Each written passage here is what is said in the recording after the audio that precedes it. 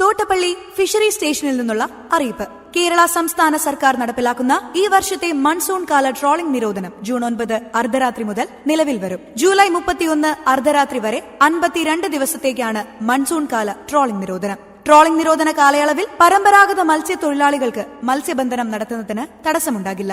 അന്യസംസ്ഥാന മത്സ്യബന്ധന യാനങ്ങൾ ട്രോളിംഗ് നിരോധനം നിലവിൽ വരുന്നതിന് മുൻപ് കേരള തീരം വിട്ടുപോകേണ്ടതാണ്. കടൽ രക്ഷയുടെയും തീരസുരക്ഷയുടെയും ഭാഗമായി എല്ലാ മത്സ്യത്തൊഴിലാളികളും QR കോഡുള്ള ആധാർ കാർഡ് കയ്യിൽ കരുതേണ്ടതാണ്. ആവശ്യമായ ജീവൻ രക്ഷാ ഉപകരണങ്ങളായ ലൈഫ് ജാക്കറ്റ്, ലൈഫ് ബോയ് തുടങ്ങിയവ മതിയായ എണ്ണം യാനങ്ങളിൽ സൂക്ഷിക്കേണ്ടതാണ്.